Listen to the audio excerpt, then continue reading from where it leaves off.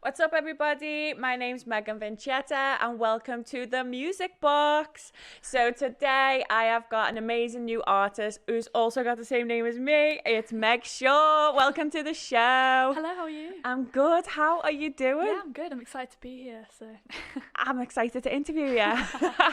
I've just got to watch you perform, and it was so much fun. How was that for you? yeah, it was nice. It's nice to almost be doing a gig again, obviously, because they've all been cancelled. So it kind of felt like I was doing a gig for like a few people. So well, we were trying our very best not to clap and scream for you after each song, but it was amazing. So well done. Thank you. Literally, I've got the voice of an angel, such a unique style. So is that just part of your identity, or did you just... Yeah, I kind of because I grew up doing like singing lessons through school, and that was quite almost classical and like musical theatre. Yeah.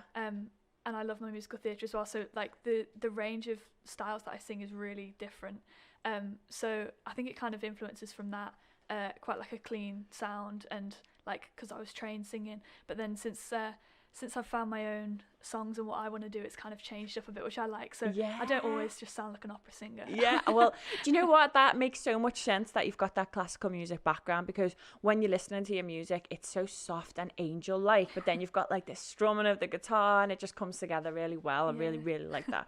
So I've got to touch on it, but you know, the sunglasses, I've had a little stalk of you on Instagram, they're everywhere. and now they're on your head. So tell me the story behind the sunglasses. Yeah, so I can't really remember when it came about. I've been doing it for years. You know when you've got a bad hair day and you just it sorts everything every out. Day. Hair, just put a hat on or sunglasses, just whack it on your head and you're fine. So that's like a top tip, really? Yeah, there's a top tip. But yeah, it just kind of stemmed from that. Like I did a gig and I think it was really hot, so I had sunglasses on me and my hair was on my face, popped them on my head, and then I ended up just doing that for every gig. And I think my dad was like, "Why do you keep wearing sunglasses?" And it just kind of stuck. It was just like, it's my thing, yeah, Dad. It was like, just leave me alone. I'm like, it's not a phase. This is like my thing now. And it just kind of came from that. And then we got onto talks like with my friends of, imagine if you did some merch. And then they were like, just do sunglasses. Like no one's done that. Yeah. So I was like, you know what? Why not? Okay. I love that. No, that's what I've seen on your Instagram, and actually they're so nice. So maybe you need to hook me up with them. Yeah, I'll let you know. Okay, so now you just absolutely killed it playing the guitar in the music box. So do you play any other instruments? Yeah, so I didn't actually start guitar for ages. I started on piano. Okay. Again through lessons.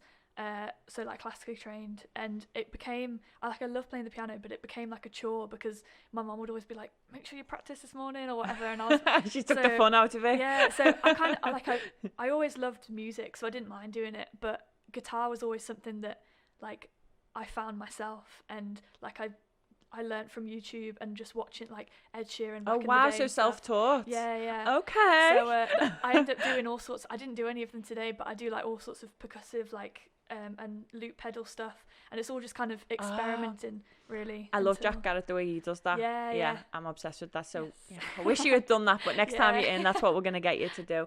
So do you write your own songs? Because I listen to the songs. We're going to touch on them a little bit more in a moment, because I've got some juicy questions. But I just want to know, do you write your own songs? Yeah, so I didn't until I came up to Liverpool, and then loads of people who I was surrounded by were like, "Oh, check out my sound on Spotify. I've got an album coming out." Like, and I was like, I can't write songs. So I literally locked myself in my room, like back in 2018, and I was like, right, I'm gonna write some songs, and it just kind of came from that. So now I'm kind of like catching up with myself because I've missed out on songwriting, and I've fallen in love with it. So well, it's not like you've missed out. I always think with songwriting, it's something that you have got to be, you know, you've got to have that like life experience behind it, and it comes to you when you're ready to write. Perfect timing, obviously, because the songs are bangers. I can say that because I've heard them. Is there a person that influences you to make music, or who inspired you to start singing and your singing lessons? Yeah, so I mean, back in the day, I started singing lessons when I was like 5, 6. So it was like my music teachers. Oh wow! So it was just like, yeah, you're gonna be a singer, Meg. it was just like everyone kind of. At my school, it was quite musical, my primary school, so everyone kind of did it. So I thought everyone did it and had singing lessons and kind of, because we got provided with them. Oh, cool. And then it was just my teachers from day one. So Mrs. Hill, Mrs. Gunn in primary school. Shout out to Mrs. Gunn. What a name for a teacher. And then Miss Lewis in high school kept that going, and because I danced as well, so it kind of went in hand. I did dancing, but then I liked to provide the music as well. So if ever there was a chance, even for me to just cut like a bit of music for my dance teacher, I'd go and do it, and I'd be like, oh, can I do this? Oh, can I sing on this song rather than use the original? Like, can I do a cover? And we danced to that. Oh, so wow. it kind of went in line with that, really. I need to see some of that because that sounds amazing. So you just mentioned before when you moved to Liverpool. Yeah. So where did you live before? Because you've got quite a soft accent. I love it. So relaxing. Oh, thank you.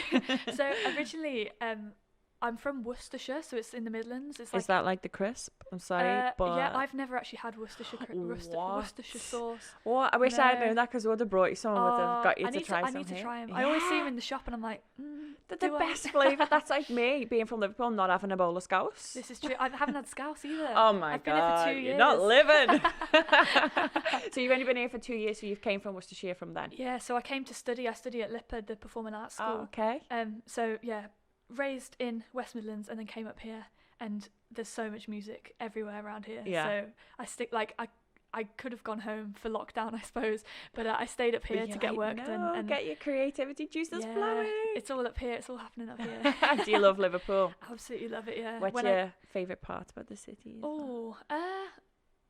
Because I busk in town as well. Do you? Yeah, and I love just how everyone is connected to music. Like, I'll just be busking some random song that only I know, and then someone will walk past and be like, oh, like, my dad played guitar on that song, or like, my mom taught me how to sing. Like, everyone is connected to music, and I love that. Yeah. Because, like, a lot of people are musical where I'm from back at home, but like here is just another level. Like, you're brought up around music, so it's crazy. It's a part of the culture, definitely. Isn't it? I think that's why LIPA's here as well, because it just breeds creativity. So how do you find it at LIPA? Amazing, absolutely love it. Because I was always scared to like move away, but I'm so glad I did. And I think in LIPA as well, because there's a lot of randomly Norwegian students. Wow. I don't know why it's Norway, I don't know, but there's so many Norwegian students and American students, and like all over the world. It's not just like everyone's from Liverpool apart from me. So you get every like genre of music under the sun. It's crazy, and the stories and like everything you hear from everyone's how they've been brought up is just crazy, and it all just feeds into being creative. And like, I'm in a band with just Norwegian students, and we were actually meant to be going to Norway on my birthday in June that's just gone. It got cancelled, but we're going at Christmas instead, so well, that'd be amazing, because I suppose that'd be even better when it's in Norway like the at Christmas. So good. So what have been your musical influences? So who, apart from obviously getting into music, is there any artists that you were like, that's the way that I want to be, or anything that you thought, actually I'd like to take a bit of that and mix it with a bit of that? Yeah, I like having little bits of it, because like you can just copy someone, but then getting stuff that you like from different people and making your own sound is like what I really enjoy. So like, I actually listen to a lot of like Beyonce, Billie Eilish. Like my Spotify is just like strong women that kind of hell yes. So like literally on the way here I was listening to Homecoming, Beyonce, like the live album. How amazing. I absolutely love it. Me and my housemate Thea, we know it off by heart, the choreography, everything. Can we do the dance together, because I love it when she does that I'm in it for the money. The way she remixes into it. And the stairs as well. She's got the stairs on the stage. We have stairs at our house. So well, honestly, it's like it was you and me to do it. Exactly, yeah. So, but you wouldn't think, like, listening to my music that would influence me, because it's very different. But I think just their singing, and like Beyonce's obviously like absolute powerhouse vocals, like the riffs and runs are just crazy, and then Billie Eilish is so completely different in that it's like almost whispering, but again, like her riffs and runs are crazy but in such a different way. And I think I kind of try, like, because I sing along to those, I kind of just grab little bits from that. So like the odd occasional run that she does, like, like, oh, that's cool. I think that's really evident in your songs because of the way that they flow as well.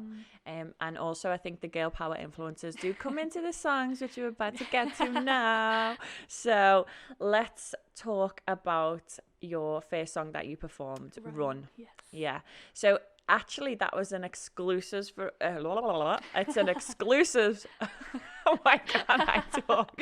It's an exclusive for us because you haven't actually recorded it. Is that right? No, yeah. So, I haven't even performed it. That was the first time I oh performed wow, it. and consider. Oh, I love that. That like really got me engaged from the beginning. Oh, So, thank you. so tell me a little bit about what was behind it. It's talking about running. Yeah, so it's surprisingly not about actual running. I Mm-hmm. cannot run. I've got friends who do marathons. I leave that to them.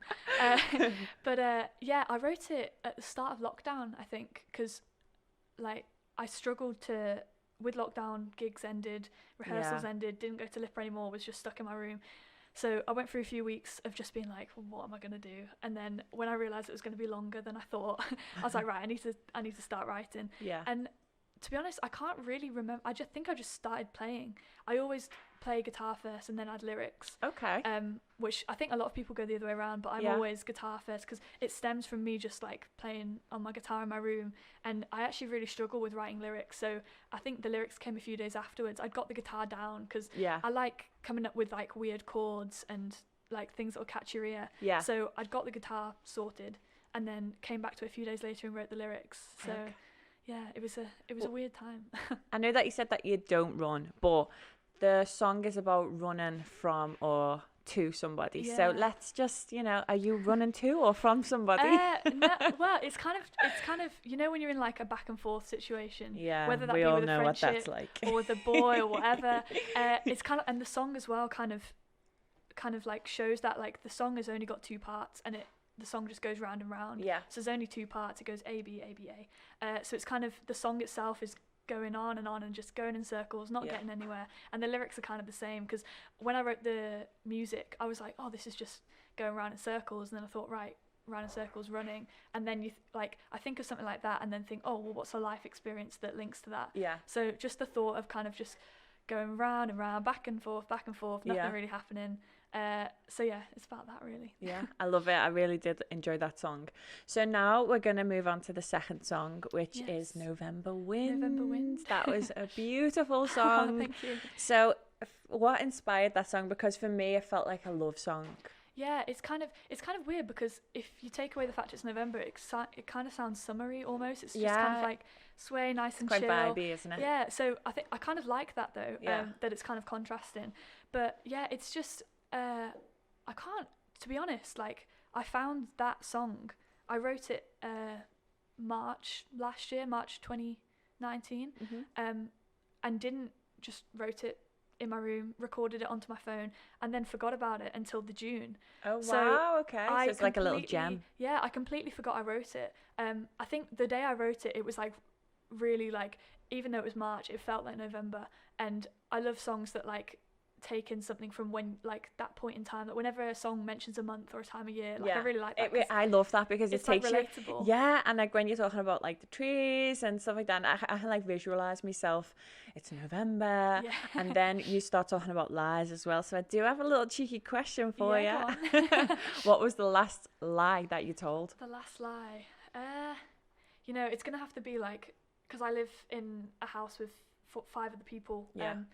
Who are students, and it was probably like that I'd lied that I'd washed up when I hadn't, or something, or like, oh yeah, I can say this because he knows but like, yeah, that's Theo's bowl when really it's my bowl, and just little things like that. Like we like to wind each other up around the house, and washing up is definitely one of those moments where I think we all lie. I think everyone lies. Everybody lies, even if it's like a white lie. My lie is always, if somebody's eating something from the fridge, it's 100% me that's ate it, but I'll never admit it. It's always dad or something. Yeah, it's like, it wasn't me. I'm like, Shaggy, it wasn't me.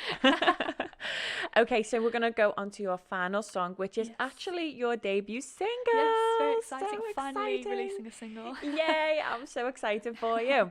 So tell us a little bit about it. It's called What You Deserve. Yes. So tell us all the inspiration behind it and why you chose this one to be your debut single. Yeah, I think out of all my songs, this is like most relatable in the fact that it stems from songs even from like No Scrubs, TLC. Yeah. Newer stuff like Dua Lipa. The whole of Dua Lipa's new album is just the same sort of vibe. Yeah. Like waiting for, like knowing your self-worth, not waiting around for anyone who doesn't deserve you. Oh, that whole. But yeah, it came from, I think we've all experienced like something along the lines of that, or you've seen a friend go through that, and it's kind of when you hear that song, whether you're out or you're just in a shop or whatever, and that song comes on, and Dua Lipa is telling you like, wait for what you deserve. Yeah. Like, and it's just like, oh yeah, and you walk around the shop like, yes, I can get this It's like a for me. hype song. Yeah. When you were singing it just before, I was literally thinking like, this is like advice that you'd give to your friend. Yeah. So I did want to ask, so is this you giving advice to your friend, or is this you like, you know that moment when you're in the bathroom and you need to have a word with yourself, and you're like, come on, like get yourself together. Yeah. Is this you talking to yourself, or is this you talking to a friend? Well, when I first wrote it, it was about a friend. She was like going through a similar situation, so I was like, right, I'll write a song, like things I would say, but like in a song form. And then the more and more I sing it, the more and more I'm like, I'm telling this for not just her, it's for everyone. And for me as well. Like, it's to anyone who needs to hear it. Like, it doesn't even have to be about like a relationship or anything. It could be about anything. Like waiting for the end of the day for that coffee that you deserve or whatever. Do you know what I mean? Like, I think everyone can relate to it, which is why I've released it first. And also it's quite like poppy. It takes a lot of influence from No Scrubs, Dua Lipa, even like some of Willow's older stuff. So yeah, it's quite interesting. I think everyone can relate to it. That's my favourite one by far, like out of the three. The fact that it starts with Crazy Psycho, I think every girl can relate to being called a crazy psycho, and I think it is horrible, but it tends to come from boys who they're really the crazy psychos. That bit's like a quote, like, I'm not calling the person crazy psycho, but this is like crazy psycho. It's like the way people get labelled, just because when you start accepting the things that you don't deserve, but then when you start to stand up for the things that you do deserve, that's when people are like, you're crazy, you're a psycho. So I love that. So it's my favourite song. So what do you think girls do deserve then? Just like, I feel like you need to be whole first before anything. Like, you need to feel like you're complete in that just by yourself, and then anything else, any friends, any like whatever, is just gonna make it even better. Like, you could live your whole life just on your own and it'll be fine. I think that's what, like, you only deserve something that's gonna make you better. There's no point getting in any situation, whether it's like a job, a relationship, anything that's just gonna put your life down, because you've only got one life. So I feel that. With the quotes I today. feel that. I mean, we're getting motivational up in here. I love it. I'm glad I listened to Homecoming before I came. Oh, see, honestly, like, that gets you so hyped, and I feel really like does. this is like the same kind. It's the same kind of energy that's coming from those like feminist girl power songs, and even for the boys though. I mean, like, definitely, the boys know that they need to get what they deserve as well. This is a song that everybody can relate to, so I'm really excited for you to release it. So Thank you. Well done. So tell us what's next on your agenda. So you signed. No, I'm not signed. Okay. No. Okay. So but so anybody watching, sign it then. She's signed. Okay. So where are you next performing? I know obviously with the way that things are going is just a little bit more difficult. So have you been doing any Zoom performances, any social performances? Yeah, so I've been doing live streams every now and then. I'm gonna hopefully do one this weekend once the song's released. So it'll be the 8th of August. I'll hopefully be doing a live stream then, just to, because if we were out of lockdown, I'd be doing a like single launch gig and be gigging everywhere. So it's such a shame that we've missed out. But yeah, I've been keeping busy with live streams, and on the 18th of March that's just gone, I was meant to be playing at the Cavern Club. So and literally the day before, I got a phone call saying like it's shut. So but this is just it's just a sad step. Exactly. It's not a back step. And it's getting postponed. Fingers crossed for as soon as we can. Yeah. So yeah, hopefully that'll be my next and hopefully big gig. Yeah, exactly. And people will know the song by then. So you know, if I'm there, I'll be singing along by then. So it's worked out better, I think, because people will like I've got nothing else to do. I've been working a lot on songs and whatever, so I think I'll be more prepared than ever. Amazing. For when we go back. Yeah, no excuses now. Exactly. Yeah, I said it now. Slay it, just like Beyonce said. So, okay, tell us your socials, and then we'll wrap up. Yeah. So my socials are Meg Shaw Sings on everything. So Twitter, Instagram, Facebook, SoundCloud as well. Type in Meg Shaw Sings. I've got like demos and covers and all sorts on there. And I'm releasing the song 7th of August, What You Deserve, which we talked about earlier. Yeah. And yeah, hopefully some more very soon as well. So amazing. Thank you so much for talking to me. Thank you for having me. Make sure that you check out Meg's new Make sure that you check out Meg's new debut single, What You Deserve, on the 7th of August. Okay, thanks for tuning in, guys. Bye. Thank you.